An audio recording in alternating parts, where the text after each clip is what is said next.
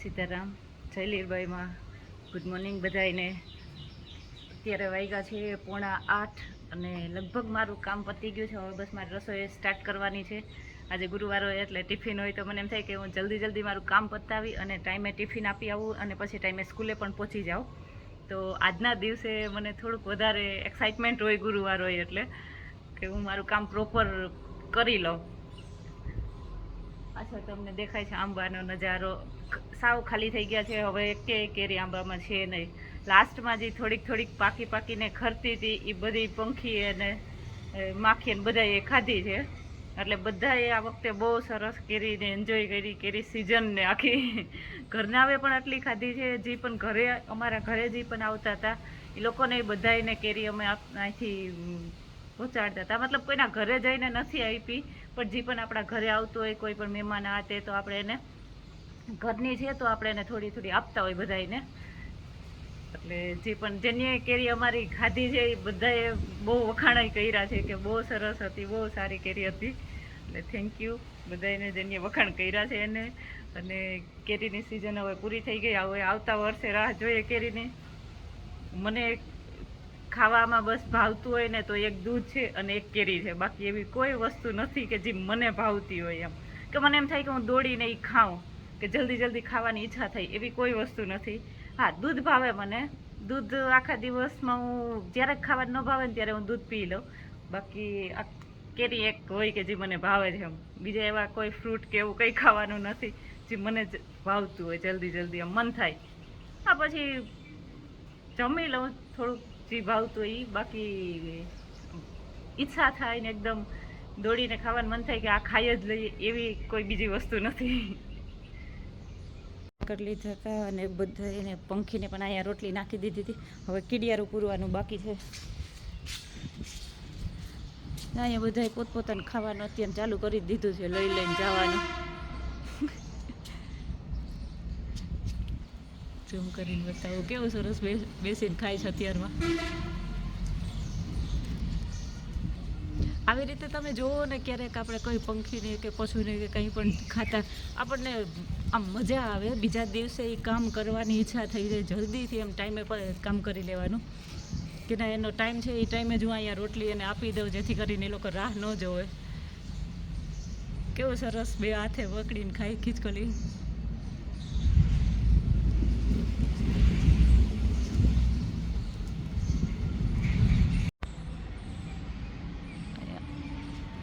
હમણાં થોડો વરસાદ થાય તો આંબા એટલા સરસ ધોવાઈ ગયા ને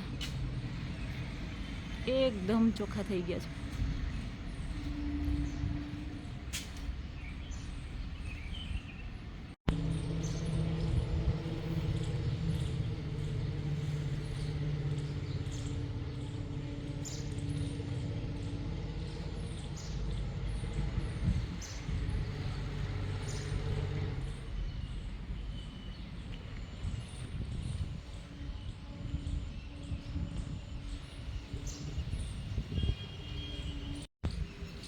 હવે કીડિયારું પૂરી દઈ. હમણાં તો વરસાદ આવે ને તો કીડીઓ બિચારી રોજ આવી રીતે અને જ્યાં પણ આખું ઘર ને બધું ધોવાઈ જાય તો આપણે એને પાછું સવારમાં પાછું ખાવાનું આપી દઈએ એટલે આપણે એમ થાય કે કંઈક કર્યું એમ આપણા તરફથી.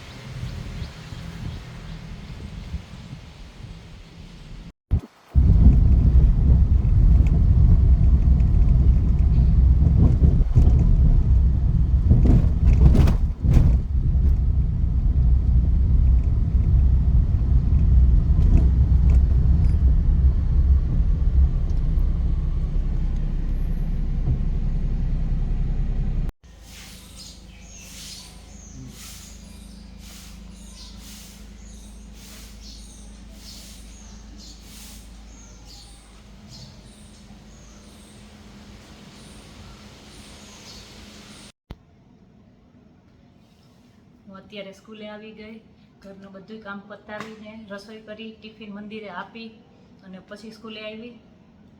અહીં એક વાત કરવા જાઉં, તમારી સાથે શેર કરું છું વાત, કે ગઈકાલે સાંજે 8:30 વાગ્યે રસોઈ કરી અને ડાઇનિંગ ટેબલ ઉપર બેઠી હતી, રાહ જોતી હતી બધાય આવી જાય ને તો પછી સાથે જમીએ બધાય. તો આટલામાં ઘરમાં આવીને જે મોટી જે મધમાખી હોય એ મને કરડી ગઈ. એટલે તમારા નસીબમાં જે લખ્યું હોય ને તમે ગમે એટલું કરો ને તો એ તમારી સાથે એ ઘટના થાય જ. એટલે એ આપણે એક્સેપ્ટ જ કરવાનું હોય, એમાં આપણે કોઈને દોષ દઈએ તો ન ચાલે.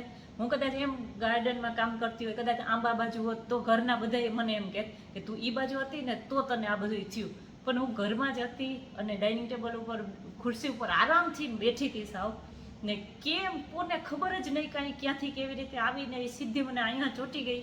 એવી જ સરસ મજાની એને મને વાલી કરી છે કે અહીંયા લોહી નીકળી ગયા હતા ગઈકાલે. તો બહુ કેવી રીતે એને મને ડંખ માર્યો ને કે સીધા લોહીના ટહિયા આવી ગયા.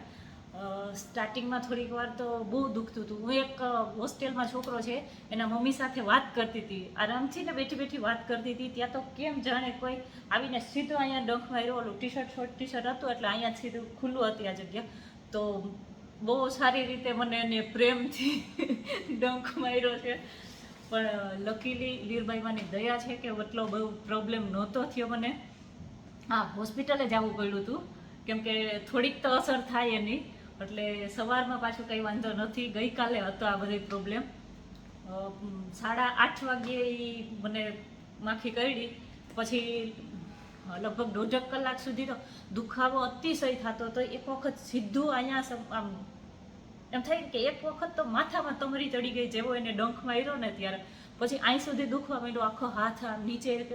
એટલે આપણે એમ થાય કે નોર્મલ છે બધું, વાંધો નહીં, થોડીક વાર દુખશે, અડધી કલાક માખી જો કે. પણ પહેલાં મને સ્ટાર્ટિંગમાં મને એ નહોતી ખબર.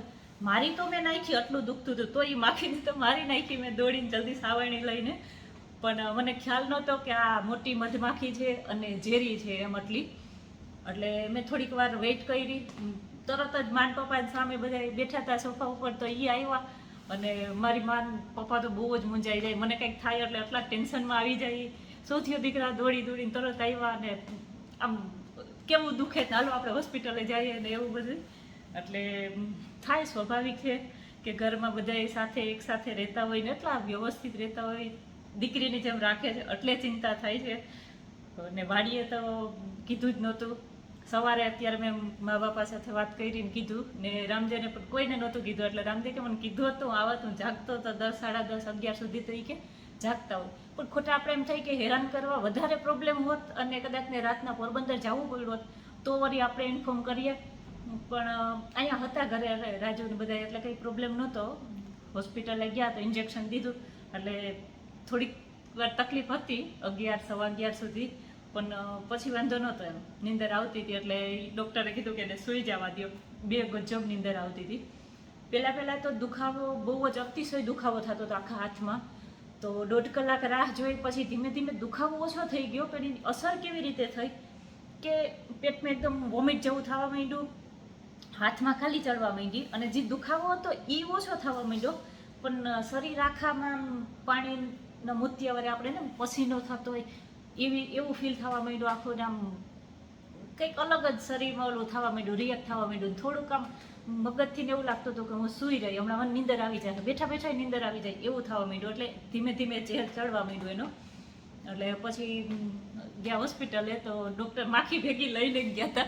બાકી તો મારી ઉપર બધા એક્સપેરિમેન્ટ થાત, કેમ કે આ જે રીતે જે કરડી ને આ તો અત્યારે તો સાવ ઓલું છે. બાકી સાંજનું તો તમે જુઓ તો આટલું લાલ થઈ ગયું હતું આખું. અને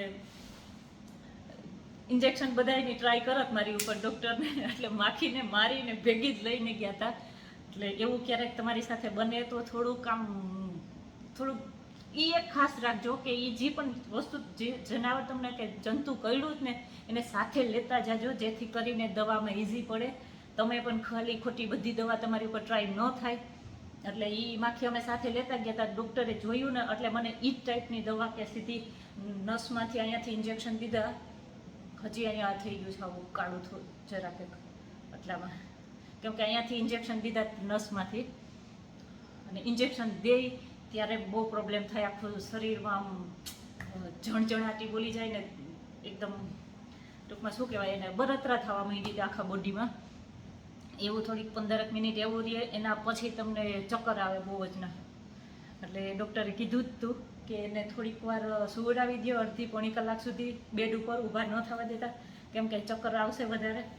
એટલે લાસ્ટ 11:15 સુધીમાં વાંધો નહોતો. પછી મને ફૂલ નીંદર આવતી હતી, એટલે હોસ્પિટલે મેં કીધું હું સૂઈ રહી તો આના કરતાં ડૉક્ટરને પૂછી લ્યો, હું ઘરે જવા દે. ઘરે આવીને સૂતી એટલે સવારે સીધા 7 વાગ્યે. તો માન પપ્પા તોય ઘડી ઘડી ફોન કરીને રાજુને પૂછતા હતા રાતે કે એને જોજે, એને કંઈ પ્રોબ્લેમ ન થાય, નીંદરમાં કંઈ એવી ન થાય એમ જોજે, ધ્યાન રાખજે. એટલે ફૂલ ટેન્શનમાં હતા થોડીક વાર રાતના. પણ પેરેન્ટ્સનું તો એવું હોય કે એના છોકરાઓને કંઈક થાય એટલે પછી આમ એની નીંદર જ ઉડી જાય. મારી મા તો રડવાનું ચાલુ કરી દે ને પપ્પા ફૂલ ટેન્શનમાં આવી જાય. પપ્પા સાંજે ગોળી પીતાય ભૂલી ગયા, પોતાની દવાઈ ભૂલી ગયા. કેમ કે મને દુખતું હતી વાત 100%, પણ મેં બહુ જાહેર નહોતું કર્યું કે મને ખરેખર આટલી વધારે તકલીફ છે, ટૂંકમાં બહુ વધારે દુખે છે. એટલે મેં કીધું આ લોકો બધાય જમી લે પછી કહું કે મને ખરેખર વધારે પ્રોબ્લેમ થાય. એટલે ત્યાં સુધી તો હું એટલી સ્ટ્રોંગ થઈ ગઈ હતી કે જમી લે એક વખત ઘરના બધાય તો પછી કંઈક આપણે આગળ કરીએ. હવે અડધી કલાકમાં શું ફેર પડવાનો. બાકી તો પછી જો અમે હોસ્પિટલે વહી ગયા હોત ને તો એ લોકો જમે નહીં અને એકદમ ટેન્શન લીધા રાખે. એટલે એમ થોડીક અડધી કલાક મેં લેટ કીધું ઘરમાં કે વધારે પ્રોબ્લેમ થાય છે. બાકી તો એ મારા ફેસ ઉપરથી ઓળખી જાય તરત જ કે શું થાય છે, કેટલી પ્રોબ્લેમ છે. રોજ સાથે રહેતા હોય ને એટલે તમારા મોઢા ઉપરથી જ ખબર પડી જાય કે તમને શું પ્રોબ્લેમ છે આજે. ને માવતર તો છોકરાઓને ઓળખી જ જાય તરત જ કે શું પ્રોબ્લેમ છે. પણ લકીલી લીરબાઈમાંની દયા કે મને એટલો કંઈ પ્રોબ્લેમ નથી થયો. સવારે સાવજી હતી, રેડી જ છું. એટલે એવું હતું. ને જે અમદાવાદમાં કેમ જે પ્લેન ઘટના થઈ એ તમને કોઈને ખબર ન પડે, આમ થયું કે આમ ગયા કે આમ કર્યું એટલે થયું. ક્યારેક એવી ઘટના થતી હોય આપણી સાથે કે આપણને પોતાને અંદાજ જ ન આવે. તમે ક્યાંય એમ ન કહી શકો કે આમ કર્યું હતું ને તો આમ થયું એમ. ઘણી બધી એવી ઘટનાઓ ને જે આપણા નસીબમાં જે પણ લખ્યું છે એ તો થાય જ છે. એટલે ઘરમાં આવીને આવી રીતે માખી કરડી ગઈ, એ પછી ઓલી ઝેરી મોટી મધમાખી. અમે તો જનરલી લગભગ દરવાજા ને બધું બારી બધું બંધ રાખતા હોય, છતાંય આવીને કરડી ગઈ. એટલે એ આપણા નસીબમાં જોઈએ એવું. અને થોડુંક ભગવાન બાબતે આપણે વિશ્વાસ રાખતા હોય એટલે એમાંથી પાસ થઈ જાય આરામથી. ને 2 કલાક 3 કલાકનો પ્રોબ્લેમ થયો પણ બહુ વધારે કંઈ હેરાન નથી થવું પડ્યું. ને રાતના અમે સરકારી હોસ્પિટલમાં જ ગયા હતા. જો તમે આવી કન્ડિશનમાં પ્રાઇવેટ હોસ્પિટલમાં જાઓ તો તમને સવાર સુધી રોકી જ રાખે. કેમ કે એ લોકોની આદત હોય 24 કલાક તમે રહ્યો, અંડર ઓબ્ઝર્વેશન કરે, એ લોકો કે રાખો, ઇન્જેક્શન મારે ને રિપોર્ટ કરે ને એવું બધું. પણ ભગવાન ઉપર માતાજી ઉપર ભરોસો હતો ને બહુ પ્રોબ્લેમ નહોતો. ઇન્જેક્શન લીધા પછી થોડીક વાર તકલીફ હતી પણ પછી ધીમે ધીમે એમ થતું હતું કે સૂઈ જવું તો બસ મને સૂઈ જવા દો. તો એ રાજુએ પૂછ્યું કે એને નીંદર બહુ આવે ને. આની પહેલાં મને એકાદ વખત વાડીએ હતી ત્યારે વીછી કર્યો હતો એટલે મને થોડીક પીડાની ખબર હતી કે કઈ રીતે થાય એમ. પણ આ ઝેરી મધમાખીની મને ખબર નહોતી કે મને આ હદે ઘરમાં આવીને આટલી વાલી કરી જાય. તો મજાક કરું છું. બાકી સિરિયસલી અમે હેરાન પણ થઈ જાય. આ તો હોસ્પિટલ નજીક હતો એટલે કંઈ પ્રોબ્લેમ ન થયો. બાકી ટાઈમ લાગે અને આપણે એમાં થોડુંક ધ્યાન બેદરકારી રાખીએ, હોસ્પિટલે ન જઈએ અને મટી જશે અને ઘરની દેશી ઉપાય કરીએ તો હેરાન થઈ જાય. એટલે આવી રીતે મને કાલે મારી સાથે એક ઘટના થઈ ગઈ ને હોસ્પિટલ એમરજન્સીમાં જવું પડ્યું હતું. તો હું તમારી સાથે શેર કરું. ને કાલ તો મને એ બધું ટાઈમમાં મારી પાસે ફોન લેવાનો કે શૂટ કરવાનો એવું મારો મગજ હાલતો નહોતો. કેમ કે તકલીફ આમ કહેતી નહોતી પણ ખરેખર દુખાવો તો થતો હતો, પીડા તો થતી હતી હાથમાં. નોર્મલી તો જેને કહી દઉં એને ખબર જ હોય.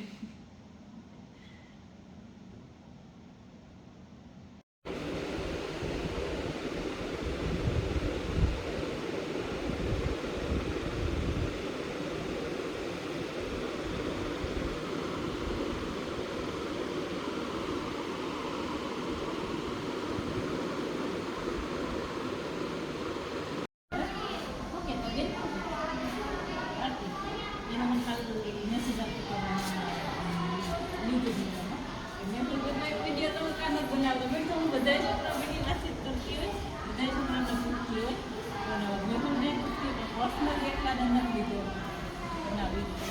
મખાના